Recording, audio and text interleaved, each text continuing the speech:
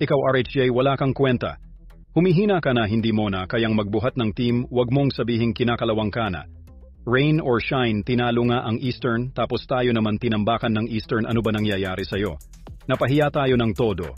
Best import ka at PBA champion tayo, tapos tinambakan lang tayo ng Hong Kong.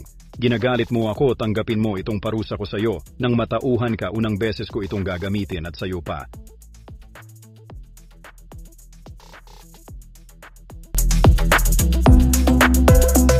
Natamaan ng ray gun si Hollis Jefferson. Magbibilang na ba ako, Choke Reyes? Hindi ko akalain na gagawin mo sa akin yung Coach Choke Reyes. Akala mo ba nasaktan ako sa ray gun mo?